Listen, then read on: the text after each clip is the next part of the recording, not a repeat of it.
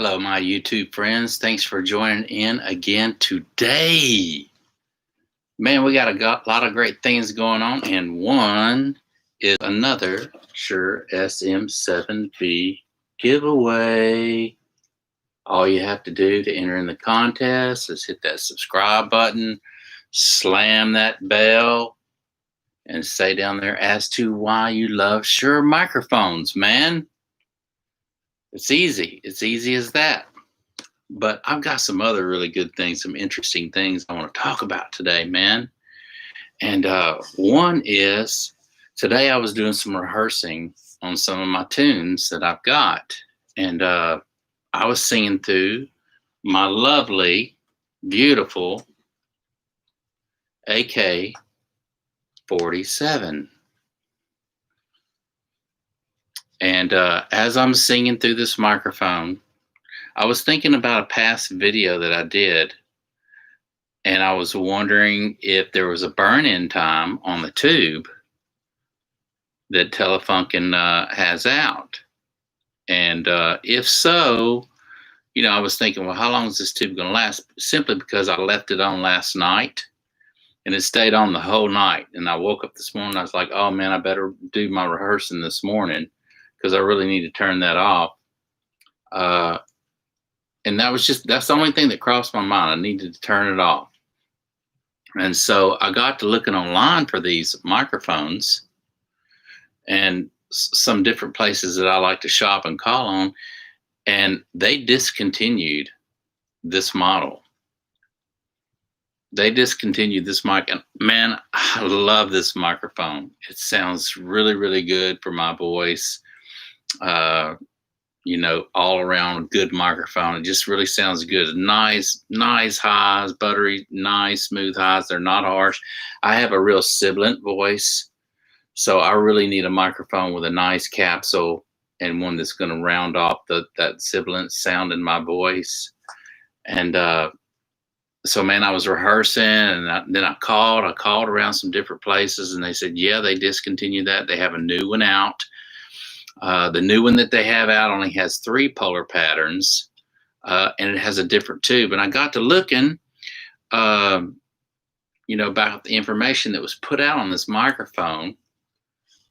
And I'm not sure exactly what year they came out with this. I want to say maybe 2013. Don't hold me to it because I'm not exactly sure when they came out. I just know they discontinued it around 2 years ago, right about the time. Yeah, I want to say it was around 2 years ago.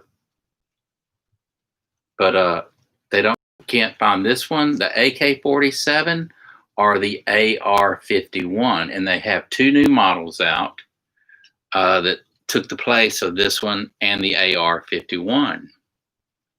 So I called a representative today, and I was talking to him. I was going to call Telefunken themselves and ask them if they still had this out there.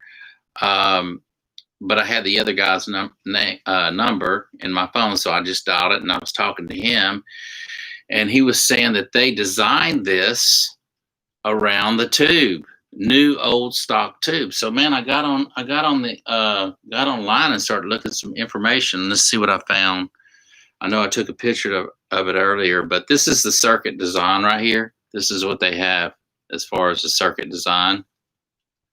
Okay, and it clearly says right there, y'all, it says the amplifier found in the AK-47 MkII features a new proprietary, oh man, anyway, circuit designed around the new old stock EF732 tube, 5840 watt vacuum tube, and a custom output transformer that is exactly replica of the historic BV8 transformer found in new Telefunken electroacoustic and vintage U47 and U48 microphones. It seems like I read that, but for somehow I just looked over that new old stock tube when I purchased this, or just don't remember reading that. But it's a dual-sided large diaphragm TK670 capsule, undergo rigorous testing in our laboratory prior to installation in the AK-47 MkII and again during final testing and burn-in of the microphone. It says it right there, man. So I'm assuming that's burn-in time of the tube. I'm not 100% sure. But either way, they clearly state right there that they designed this around the tube. So, man, I love this microphone. I really love it a lot. But here's the question: is it 6 feet under at this point? Is it 6 feet under? And I say that because what if the tube burns out, man? Is there a replacement tube that they can put in this, one comparable, or am I going to have to send it to Telefunken for them to fix? I mean, I'm looking ahead, you know, just for future, because I don't ever really want to get rid of this microphone. This microphone really, really sounds great on my voice, and anything probably close to this that I would want to be in the studio with would be an Elam 251, something of that nature. This microphone, like I say, I don't know if they, I really don't know why, man, but I guess they're just running out of stock. So I talked to a sales guy today, man. That's what he was saying. He said, you know, it could be parts, or they redesigned the new one, and it has different parts in it and whatnot. Same transformer, but different tube. And I'm assuming it's because these tubes are either going to be extinct or just hard to get. And it reminds me of the VF14M tube that they stopped making years ago, that goes in the old vintage Neumann U47s. And so I got to thinking about that. I was like, man, they built this microphone around that tube. And wow, what a beautiful microphone it is. And it really, really suits me perfect. And if it ever does go down and bites the dust, am I going to be able to get it fixed? So if any of you guys out there know a little bit about electronics and technical stuff, is there somebody out there that could fix this for me if it ever goes down? And would you recommend them? I've never sent my microphones off. I've actually done a little modding on some cheap microphones before, and it was just changing out the capsule, and that was really easy. It was just 2 wires in there, and I know how to solder fairly well, and so I took it upon myself to give it a try. And I was able to do it and make a great mod on a cheap microphone that sounded really good. But something like this, I really wouldn't want to touch on my own. I'd want to send it off and have a professional do it. That's something they do every day. And I'm just a novice at soldering. So I'd really want a nice tech to go in there and to change out the tube, if there's even one that's can be swapped out for this tube. I'm sure there's one that's pretty close to it, but will it fit? Now I took this off. I took this piece off right here. This unscrews. And this barrel part slides off. Really, really nice made. This microphone is really heavy and really, really nicely made, man. But I took it off, and inside here you can see all the tube and the circuitry and everything, and the circuit board. But the tube is only about that big, man. It's a little bitty tube. I was expecting, you know, I mean, it's actually smaller into my little finger right there. It's a little bitty old thing. And I was expecting to see, you know, something like, you know, I don't know, something a little bigger than that, man. I just wasn't expecting that small of a tube in there. But I was real surprised, and I'm just wondering how many hours I'm going to be able to get out of this tube that's in here. Any of you guys have any kind of idea? Let me know, man. I know that tubes, your standard size tubes, power tubes and whatnot, they can last a good while, for many, many years. But if I leave my microphone on for several hours at a time, and typically like when I do my takes, I like to let it warm up at least 10 minutes before I get started. Kind of get the tube nice and hot, warm inside, and I like to start doing my takes at that time.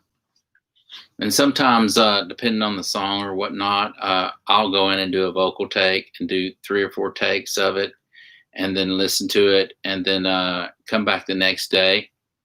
Because some days you just have better days than others when you're singing. And your voice, if you're sleepy, if you're tired, if you haven't been eating well, if you haven't been drinking enough water, enough fluids, or perhaps stressed out, or a lot on your mind, man, it really shows in the voice. Playing the guitar or playing instruments, playing the piano or whatever, you can get by with being stressed out. You can get by with having a lot on your mind. You can get by with a lot of things playing an instrument where you just, making chords and whatnot. But when you go to sing, it's a completely different world, man. Your voice just reveals everything, and there's no getting by it. There's no getting by, having a bad day singing. And so, you as a singer, you know when you're on and when you're off, and when you sound at your top, and when you say to yourself, I could sing better, and you want to try again. I typically, like I say, I like to make a couple cuts one day, and I like to come back. I like to listen to it that night, and then I like to come back the next day and just somewhat see if I can get a fairly good mix with it and play around with auto tune and whatnot. Just a little bit. I don't really like to put a whole bunch on it. I'm always really, really close to singing in tune. But whenever you put an auto tune on something, it just tightens it up a little better, and that's what you want. Just a little bit of tightness on it. And that's typically the way I like to do my auto tuning on myself. Just tighten it up just a little bit. And but some things I phrase better than others on certain days, and I know when I'm on. And every artist that's a singer or whatever, they know when they have a good day and a bad day. And you're not on every day, man. There's just a lot going on in the world these days, and it's hard to be focused and clear-minded and relaxed. You have to be completely relaxed when you're singing, and you have to be singing your scales every day, man. So when you get up there and you start singing to your tune, you're there. You can nail it. But I love this microphone. It took me forever really to find a really good microphone that suited me. I bought several Neumanns, the 87, and many other Neumanns, the 103, just a handful of them, man. And I love Neumann microphones. But they classified this microphone as a middle of the road. It's $1,900 microphone. And Telefunken classified this as their middle of the road microphone. And I gotta say, man, when I got this, I was really concerned about because I didn't do any A/B testing I was really wanting either the AR-51 or this AK-47 right here. And I really didn't know. And the guy says, well, look, I'll send you both of them. You can just test out both of them. And I should have jumped on that, but I didn't. I just said, man, okay, I'm just going to bite the bullet. Send me the 47. That's what my gut's telling me to go with. He sent me the 47. I did some takes the first day with it, fell in love, called the guy back and says, man, I'm glad I really got the 47. And he was telling me, I knew you would like it. I think you made the better choice. That's what he told me. I've never even sang through the AR-51. But this one, man, really, really sounds good for me. I love this mic. Oh, man. Oh, thanks, Dennis. Oh, wow. Okay. Trying out the vintage 251 or the 250. Yeah, no kidding, man. No kidding, Dennis. I would love to try that microphone out, man. Okay. He makes okay, cool. Tony makes some incredible mics. I should introduce you sometime. Yeah, no kidding. I'd love to meet this guy, man. And microphones, Dennis, is one of my things forever, man. I've always loved microphones, man. I've collected microphones. In fact, about 10 years ago, I sought out every old vintage microphone you could find by Electro Voice that they ever made, man, and had everything in my studio. Yeah, ask him. I'd appreciate it. What is this? Okay, it's hard for me. Okay. Oh wow, the SM2. Mm-hmm. Oh wow, that's cool, man. Yeah, that'd be great, Dennis. Oh wow.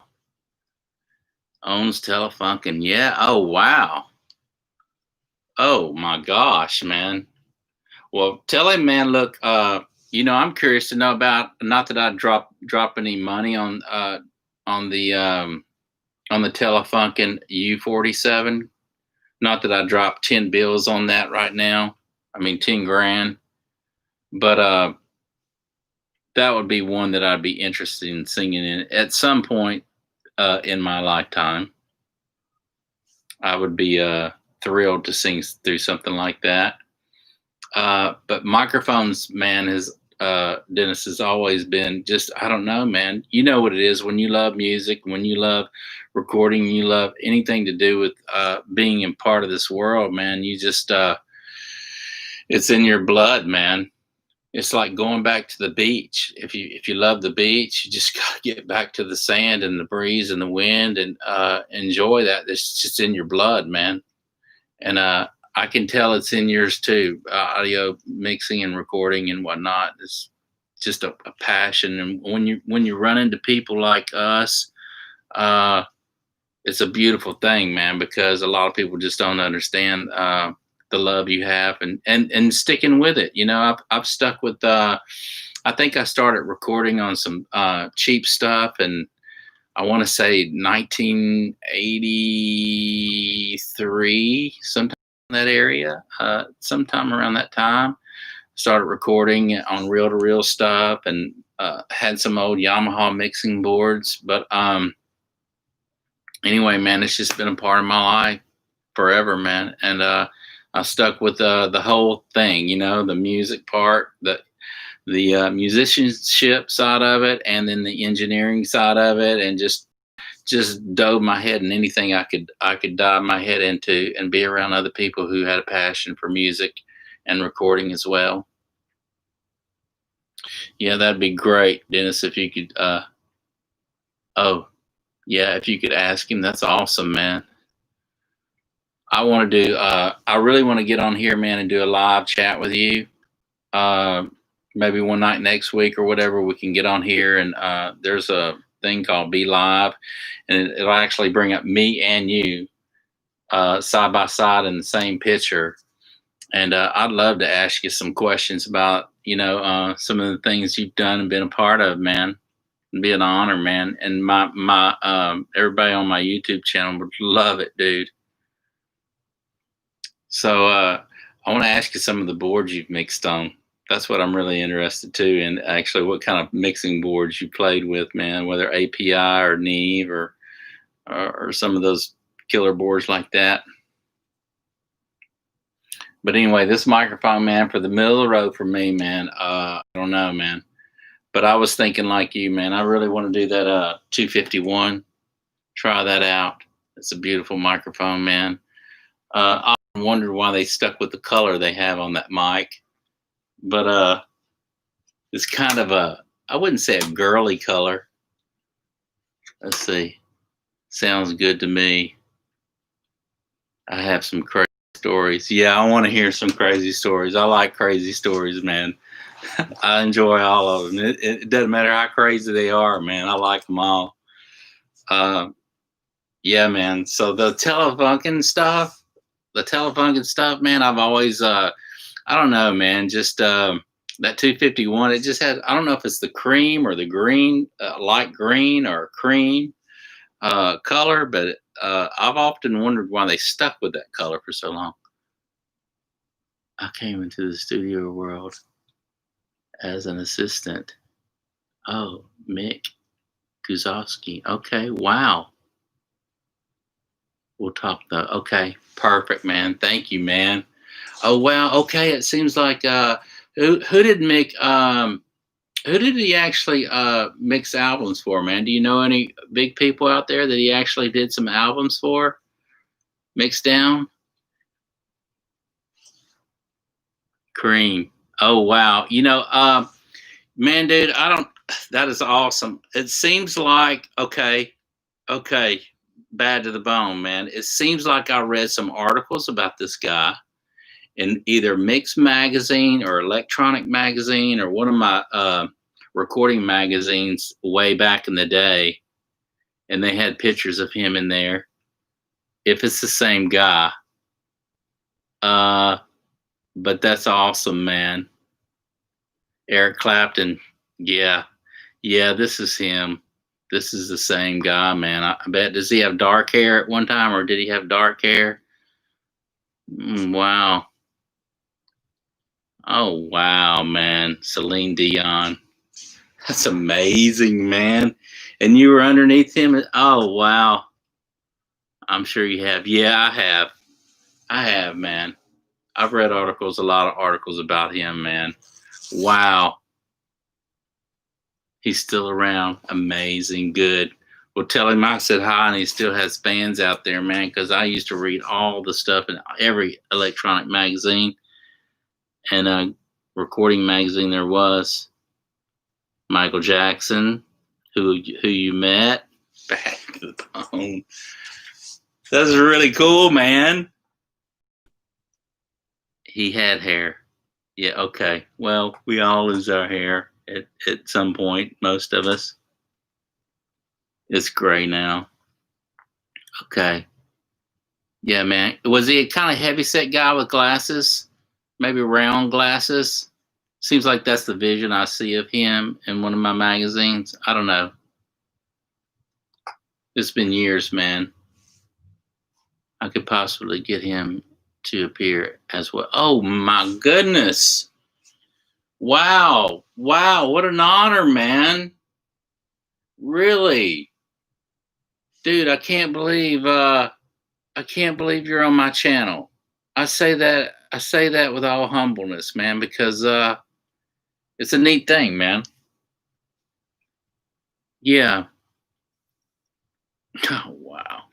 That would be really cool. We'll have to set up a time, man. We'll have to set up a time, maybe next week, or see if you can get a hold of him. Really tall, kind of heavy set. Yep. Yeah, man. I could. Yeah. You know, at one time a few years back, I went to super cool and way down to earth. Yeah, man. Sounds like we'd all get along because I'm way down to earth too, man. I mean, it's just my character and nature. Easy going, laid back. That's bad to the bone, man. I'd love, man. Life is short, man, and we're only here a short time, man. And I'm gonna enjoy this road all the way then. He would sit in with me after a 12-hour day, and we'd drink, and he'd show me what gear did. Amazing. What a great mentor, man. And don't we all need a good mentor, man? Especially if you love something. That's awesome, Dennis. So I bet he sat down with you, man, was showing you about all them cool compressors and what they can do, right? Because I love compressors, man, and they all act and sound different, don't they? Especially some of them old vintage ones, man. They all just sound beautiful, man. Anthony Damari, man. I was looking, in fact, I talked to the sales guy today about him. I said, didn't y'all at one time sell his stuff? And the guy was kind of fairly new, and he didn't know if they sold Anthony's stuff. in their facility or not. But I have read about him years ago in my recording magazines and was wanting to do something with it. In fact, I kind of want to get that 1000 that he's got out. 12 years. I was also working as a live sound mixer the whole time. Wow. You know, I like live sound. It's when you're doing outside gigs though, or whatnot, or in confined areas, they are all different, aren't they? Every situation is different. Did y'all run analyzers and pink noise and everything like that in there to see before when you were running tests on your sound checks? Anything stuff is hard. Handmade. Okay, yeah. You can still call him and get Gary. Yeah, I did. I looked him up and I was looking at his website the other night after you talked about him. I was checking him out, man. Checking out his stuff, his compressors. I actually looked at that 1500 that you were talking about. The ADL 1500. I'd already been mixing. Oh, wow. I went to work for MICK. Amazing. That's awesome, man. That is really, really cool. That is really cool. What studio actually did y'all work out of, Dennis? Where was MICK? What studio? Studio A. Studio A where? I'm sure it was Studio A. But California, New York. So there was a chick, man, a few years back. She had a mastering facility, and what was her name, man? Really, really good looking chick. Now her whole setup was nothing but Avalon in her suite, in her mastering facility. And I think at the time she was actually doing some mixing for some major bands too as well. Let's see, see who was in the house and Mount. Oh wow, New York. Oh wow, wow, that's awesome, man. I love house studios, man. They're more quaint. He's in LA now. About to move to Vegas. My mom wants to move to Vegas. That's her favorite place in the world, man. I don't know. I've never been to Vegas, dude. I've never been to Vegas, Dennis. But my mom loves it. Let's see. You're thinking Emily. Yeah, that's exactly who I'm thinking of. Emily Lazar.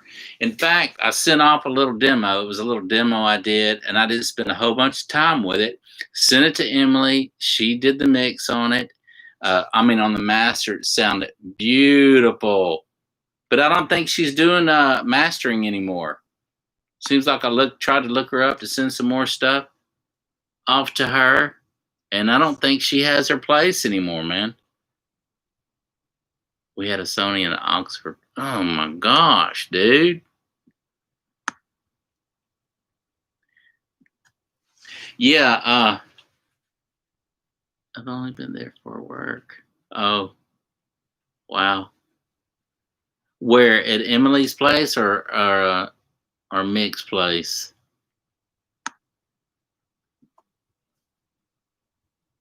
Emily was nominated this year. Okay, a ton. Yeah, and it seems like she was in all the magazines, and I was reading about her. Who was that group, man? It was real popular in the 90s, man. She did the mastering or mixed out their songs. Golly, I can't. My mind's just going blank, man. But anyway, yeah, her whole place was, and she was in New York too, wasn't she? I think she was. Seems like I sent it off to New York. But she was really cool. I actually talked to her. Oh, no. Oh, for live work. Okay. Yeah. Yeah. She, that's something, man. That's something. And there was another mastering facility, man. I want to say it was in California. The guy was well renowned, known, and I sent some stuff to him too. And man, the master on his stuff was awesome. Corporate show for Lenny Kravitz.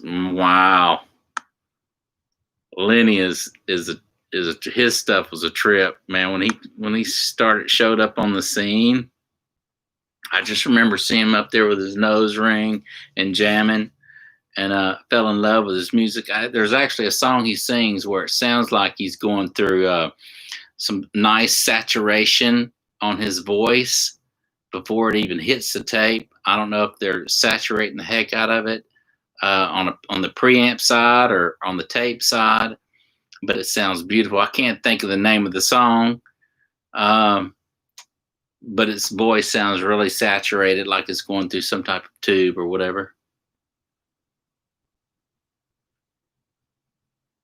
Maybe Howie.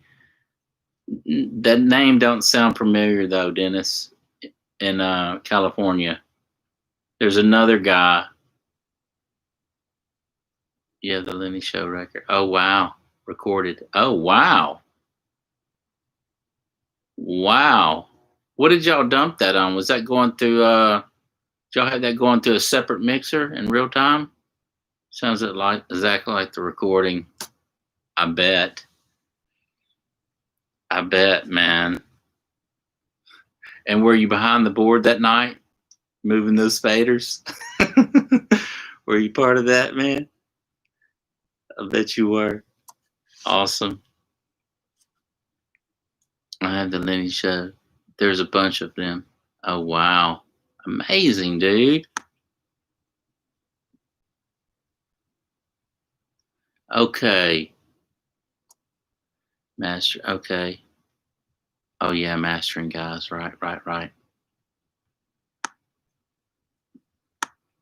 Yeah, I like Lenny's stuff, man.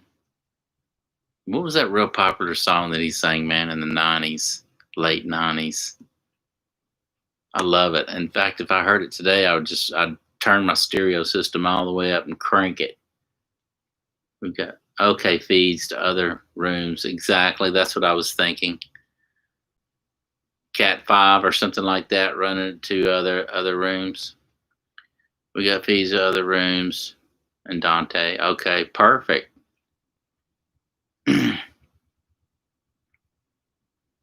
Oh, wow. Wow, man. Dadgum, Dennis. No, Lenny had his own guy. Okay. Oh, wow. Still, that's 4,800 people. That's a lot of people, man. Are you going to go my way? That's it, man. Golly, man, you remembered that tune. Yeah. Yeah, man, that's the song, man. Anyway, if I heard it today, it would be all the way cranked up in my ride, dude. But yeah, that his voice sounds like they're running through some kind of saturation in the beginning. I don't know if it's got to be on the preamp side. Yeah, it sounds like it's on the preamp side. I don't think it'd be through the compressor, or it could be the tape. I don't know. It depends on how hard they slam the tape, right? But anyway, I love that song. That song is just great. I think he's a great musician, at least, from the outside. From the outside looking at it, I think he's a great musician, and I love his tunes, man. Yeah, are you gonna go my way? Yeah, man. Yeah, man. I'll tell you what, man. That's really, really neat that you've been a part of all that. I mean, I can't tell you. I can't tell you what an honor it is to to speak with you about all this kind of cool stuff, because this has just been my life. And I'm here in Texas, man. So they say if you want to be a lumberjack, dude, you got to move to the forest, and So I never went to California. I never went to New York, and I kind of just do my own thing here. But I would really like to collaborate with somebody and do some really cool stuff. I've got a bunch of cool tunes that I'll probably do another little release and do some stuff here. But it's always best when you can collaborate with people who know more and have more. Let's see here. Yeah. Oh, wow.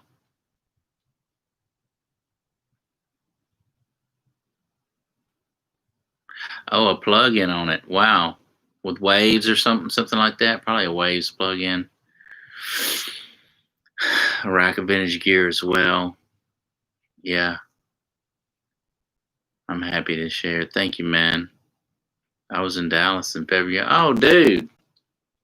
Well, if I'd have known you were in Dallas and I knew you then, I would definitely drove there and hung out with you, man.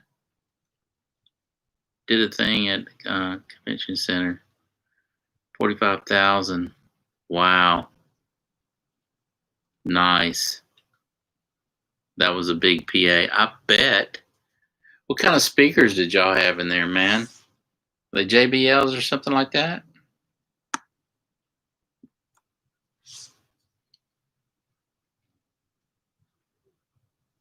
Nice. Or what kind of amps do y'all use? Crown? Those are interesting questions I like to ask. What kind of amps do y'all still use? You know, I know at one time Crown used to be the deal for live sound and whatnot. Used to have some really clean, nice stuff. I don't even know if they're around anymore. Is Crown still around? Crown amplifiers?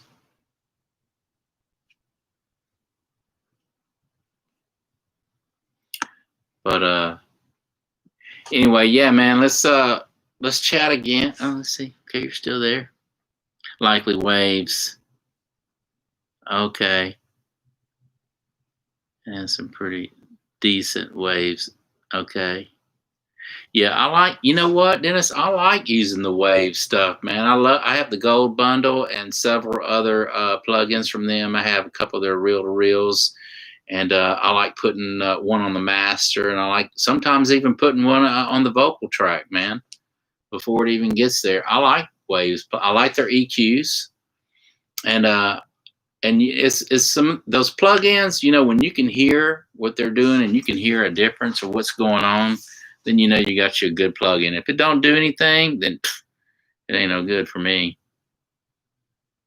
Not sure if Crown is around. I don't think they are, man.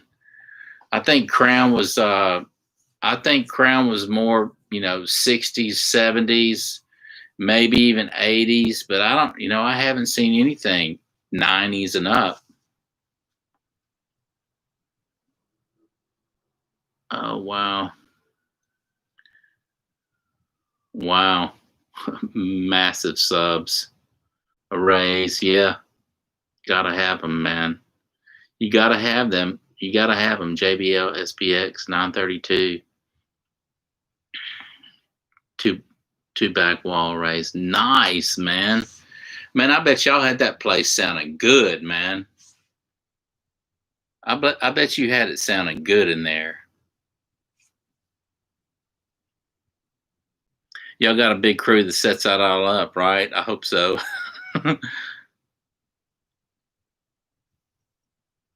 I know. I'm loving the universal audio stuff too, man. You know what?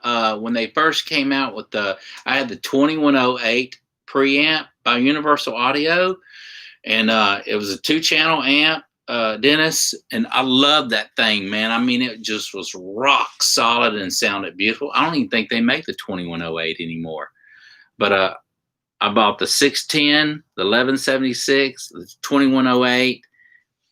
Let's see what you said. Yeah, it did sound good. And yeah, I bet it did sound good in there. And so the 2108, Dennis, I love that. And I sold a bunch of my stuff. I sold all that gear, man. I went through a divorce and moved, and had to get rid of a bunch of my stuff, man. It was a real downfall for me, man. But it's good to be on my feet and alive again, man.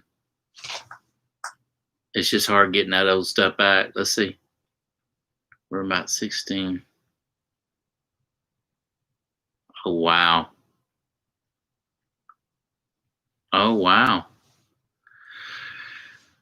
That's nice. It's nice to have a crew, man. That way everybody is delegated to what they know to do. Ain't no asking questions on who's doing what, right? I hope so. They just do their job. That's nice when you got a crew and you got people that are delegated to certain areas. I like that. I like that word, team.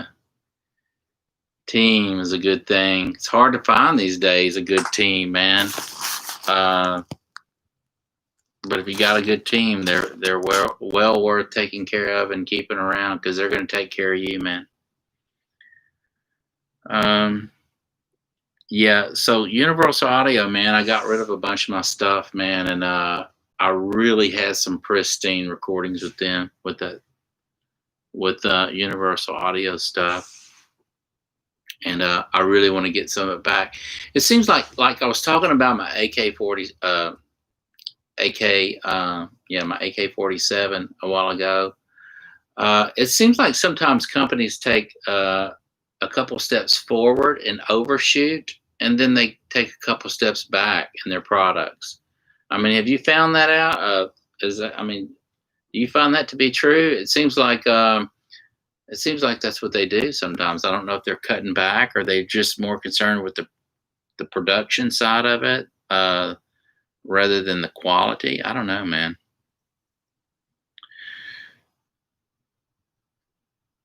The plugins are amazing. Yeah. I used to have the old UAD1 when Universal Audio came out with the UAD1. It was just a single card. It had the LA2A on it. It had the 1176 on it. It had the Pultec on it, EQ. It had what other ones did it have on it? So I worked with all that stuff way back when Universal Audio first introduced that out, and so I got a chance to work with those plugins. I love their stuff, and back then it sounded good.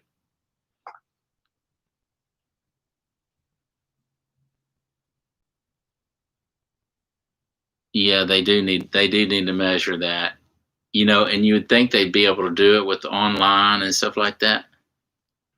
You had the UAD1 too. Yeah, I know, man. Wasn't it killer? It was really, really good. And at that time, man, I mean, you could strap 100 1176s across everything, and it sucked very little CPU power, man. I was able to put tons of my plugins on everything, man, and never ran out of CPU power. But yeah, that UAD1 car was nice. Now they have the Apollo, and I think I mentioned a video that I did the other night, Dennis, on the Apollo. I actually worked with it, and there was one thing about that I didn't really care too much for. The plugins are great, I love that, but I really didn't like the way it operated with two different mixers in there. I had to go through two before I could actually mix on one. Maybe I just didn't have it set up right in the configuration.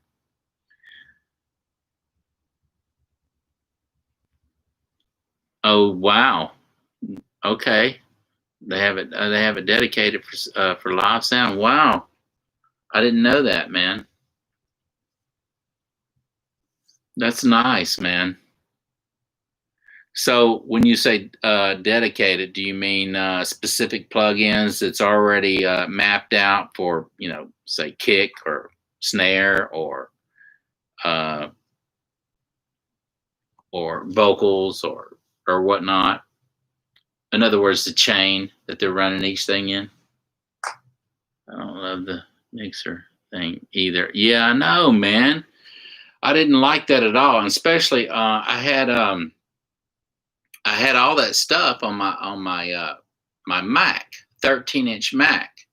So I'd have to run a cord to what is it? HDMI. Okay, so I'd have to run an HDMI cord out of my little Mac to a bigger monitor, like the one on the TV right now. And that mixer thing, man, was just, I hated having to deal with that, man. So I was like, this is junk for me. I didn't like that. I love their plugins. I love Universal Audio. I'm not knocking them. I love their stuff. They're milestones ahead of a lot of people. The interface, a little more rugged. Yeah. Yeah. So speaking of interface, man, other than Universal Audio, Dennis, what would you recommend a good interface be? Crane Song? Did they? It seems like Universal Audio had external. It seems like they had a nice interface. I can't remember the model number of it though, man. It looked pretty bad to the bone. But then I stopped seeing it, so I don't know if they're still making it or not. I'm not talking about the Apollo either. I think they specifically had an interface.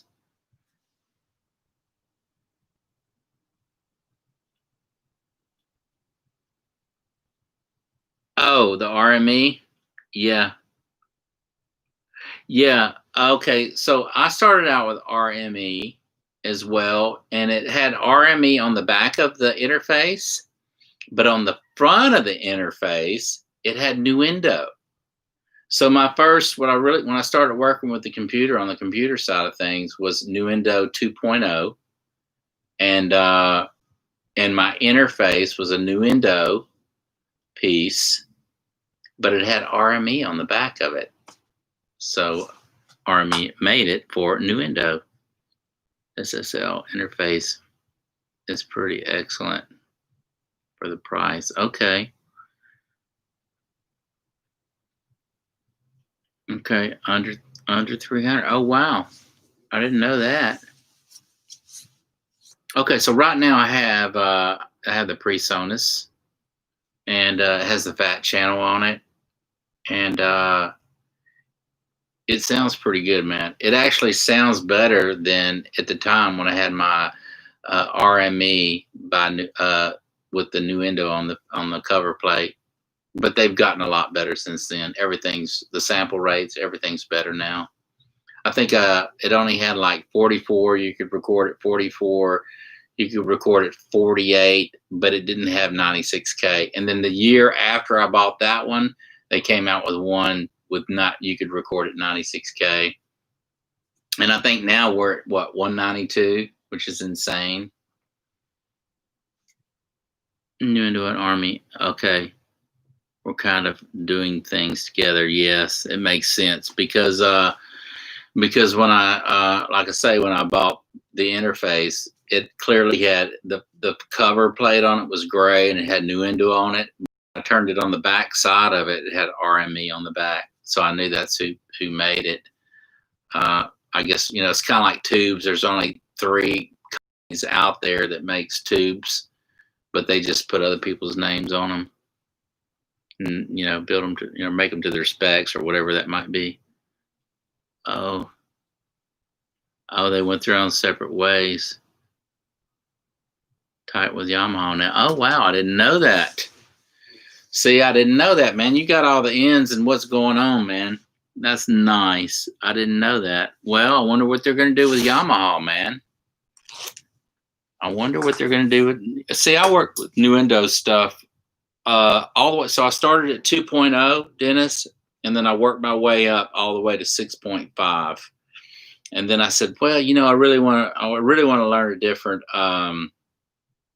DAW. And my son is into Cubase. I'm sorry, Logic. He's into Logic. And but Logic only makes a DAW for Mac. And I really didn't want to continue working on my Mac. And so from what I understood was that that Logic and Cubase kind of had some of the really cool features of each, and that was PreSonus. So I went with PreSonus Studio One Pro. Okay, look here.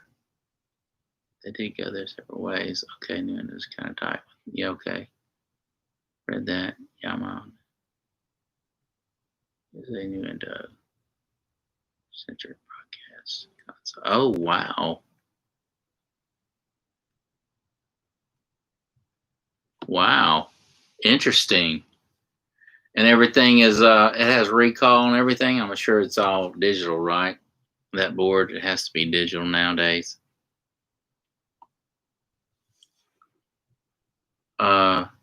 If it's by Yamaha, it probably is. It's all you know, some things are still point to point though, and you know, so you got part analog and part digital. Maybe they incorporated the two together.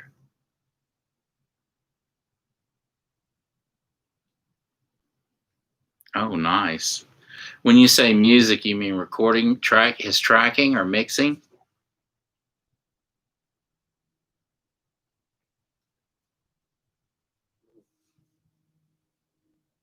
Because okay.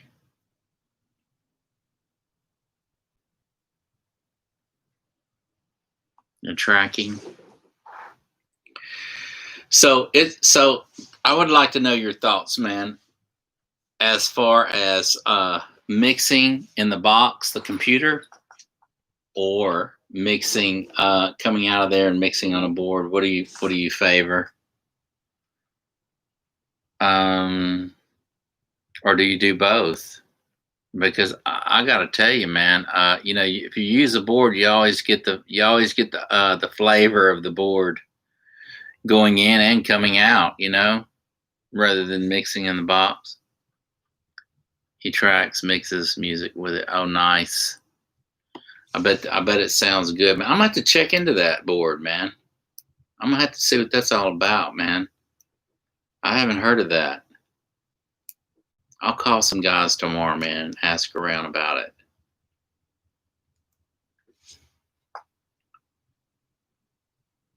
Yeah, you know, for me, man, I don't know. I just I like persona stuff. I'm still doing the navigating thing right now. I'm still trying to figure out everything's the layout's different, and so I've really just been rehearsing my stuff, man, a lot more so than playing in my computer. But when I get ready to track, I'll be, you know, I'll have my music together anyway. And I really kind of been just rehearsing a lot. Preference always a sheet for going to a place where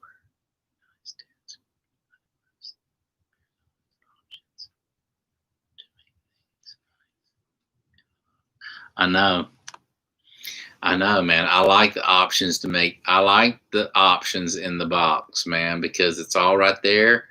You can drag and drop. If you don't like, you just click. It's gone.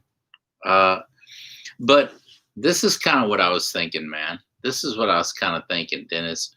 Do all that first. Get all the mix, everything pretty much, you know, close to a good mix, so to speak, and then run it out and run it to a board.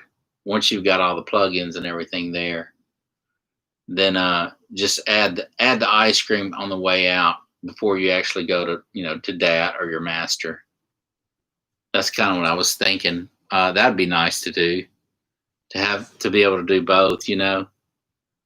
But a lot of people do it all in the box now, I'm assuming. You know, there's just a lot of people staying in the box.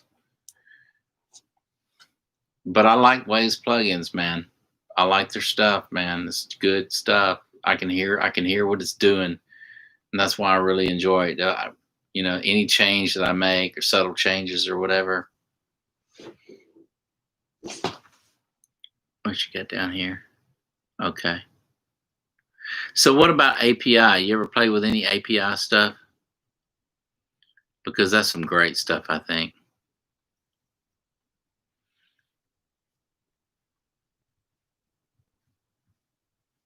Okay. Maybe you know this, man. I don't know, but did Bill, okay, I want to say Bill Putman. Does that sound right? Bill Putman Bill Putman was the guy who designed Universal Audio stuff. And did he or did Sam Phillips actually use some of his gear? Or did Bill come in later on? I'm not sure. The old Universal Audio stuff, man. I'm talking the big knobs. I don't know. I can't remember, man.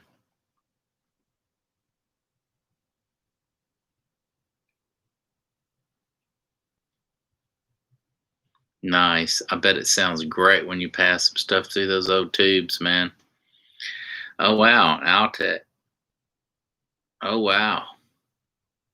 And an Ampex MX10. Nice. Is that 1 inch or is that half inch or is that the MX10? Is that half inch tape or 1 inch tape or quarter or 2 inch? What is that? Yes, that's Bill. Yeah, Bill Putman. I want to say,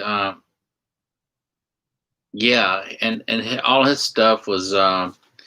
But my question was did Bill build anything for Sam Phillips, the guy who recorded Elvis Presley stuff in Tennessee?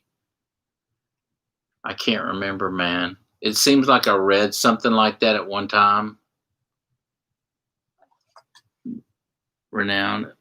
Oh, a little later, but he was okay. You're possibly, yeah, you're right, man. I couldn't. I for some reason my mind was wanting to glue those two people together. Oh, they're both tube mixers. Okay. Okay. I got you. Yeah, I was wanting to put Bill and Sam together for some reason. I don't know why. Okay. Maybe he didn't then. Maybe he didn't yeah. It could have been something in the same magazine, articles that I read in the same magazine. I used to have stacks and stacks of those things, man. And when I went through the move and everything, I threw all that stuff away. My son didn't want any of that, and I threw all that stuff away. But it was just another thing to drag along with me. But yeah, man. I want to get some universal. Have you ever worked with a distressor, man? By Empirical Labs? God, dude. I love that. I love it, man. I love that distressor, man. It really, really, really sounds great. And the Fatso too. I had the Fatso as well. But for some reason, it seemed like that distressor, Dennis, everything that I put through it, man, and it didn't matter. You know, the manual says start out at 5, 5, 5, 5 all the way across the board. It didn't matter what I threw in it, man. It didn't matter how hard I hit it or how hard I didn't hit it, the attack or release. Man, everything just sounded great, man. I got to get that baby back in my studio. Okay, those cats all know each other. Yeah, I bet they did know each other. Wow. Oh, wow. Yeah, them engineers, man, right? Yeah, you know they were blowing up the phone, man, back in the day. Back in the day. Here, hang on, I'm gonna grab something real quick.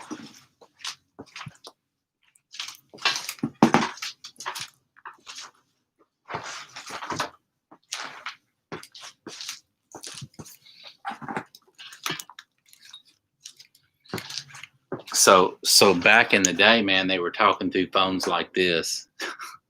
You remember this, man? So I got this one stretched pretty far out. You show kids this today, they don't even know what this is, man. This is antique. This is kind of like this microphone up here. But yeah, I'm sure they were talking on those phones back in the day about what they were going to build and what they were going to do.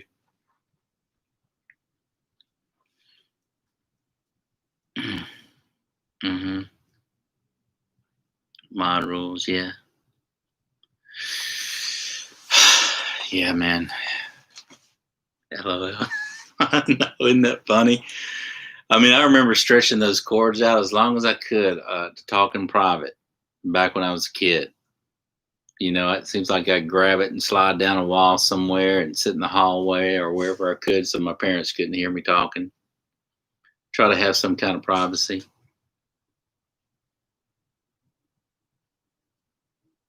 Okay. Oh, wow. Okay. Well, yeah, you're right underneath me, man. You're right underneath me. We're not far apart. We're not far apart, man. Yeah, I know, man. The good old days, right? The good days. You know what? I got to tell you something, man. I was talking to a friend of mine the other day, and I don't know what it is, man, but I really, really enjoyed the 70s, man. Growing up as a kid in the 70s, it was just good times, man. It was just good times. You could do things and go places, and it was just fun.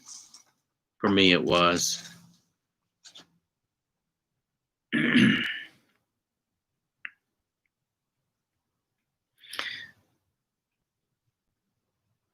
Yeah, man. So, Dennis, man, thank you for joining in tonight with me, man. I loved our conversation. It was great, man.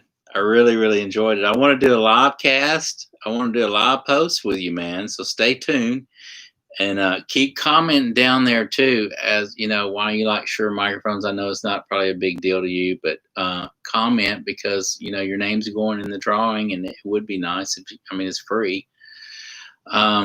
So anyway, maybe we can pick you next time. I don't know. I don't do the picking or any of that. I let Chris do all that. Oh, in Venezuela. Wow. In Florida. Excellent. I know. Florida. So that's where my son. My pleasure, man. Let's definitely do it soon. Yeah, yes, we will do it soon. So before you go real quick, man, I was going to tell you my son, he actually grew up most in Florida, and he stayed in, his mom stayed in Melbourne, Florida. So I don't know if that's close to where you were at. Melbourne, Florida, Cocoa Beach, all in that area. But yeah, man. So it was a really cool place. I actually went and visited many, many times over there, man. And I love the way you get pizza on the beach and hang out on the bars right near the beach. It was just really cool.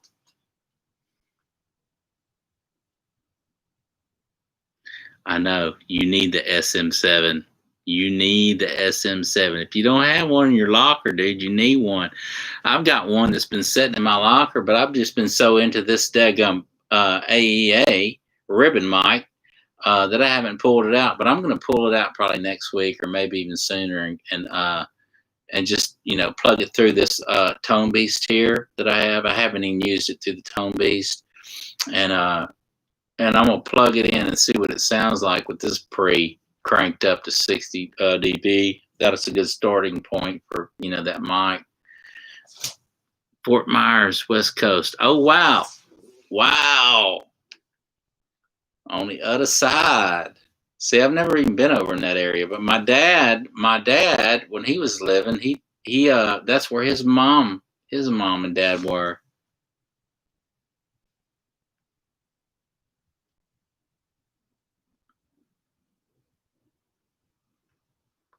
Yeah, you need a couple, man. I only I've had two in my life, and worked with more than two.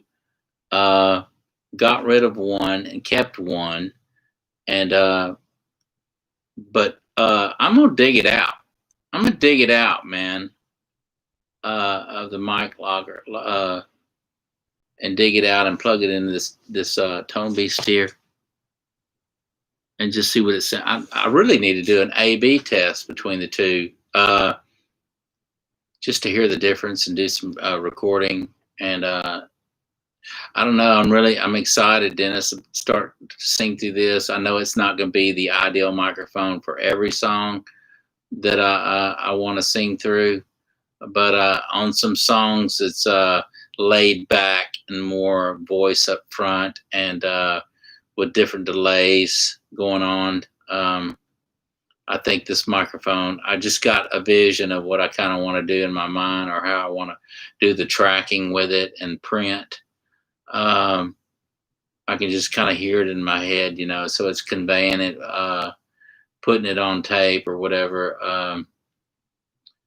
But yeah, that SM7 is probably going to be more fitted for me on a few of my other tunes that I want to sing, more on the heavier side. And then I've just been doing a lot of rehearsing through this AK-47, which is, if you haven't heard that microphone, by the way, see if you know anybody that has that in their mic locker, and just listen to it, man. It just really sounds good, man. It really does. I was floored when I got it and couldn't believe how great it sounded for the price, man. But anyway, we're going to get together again. I appreciate it, man. I appreciate it, all your comments, Dennis. I really enjoyed it, man. I had a really good time, man. It's always an honor to meet and speak to someone with your knowledge and your background and your love for music and all that you've done for the Music Society, man. And that's a beautiful thing. You've contributed in every way you could, and you're contributing now, man. It's a beautiful thing. So we'll see you again. And to all my other people out there who are my followers or whatever, I appreciate y'all staying in tonight and hanging in there. And you got a chance to see everything Dennis has been talking about. He's a really cool guy, and I can't wait to get to know him more. And until then, we will see you tomorrow.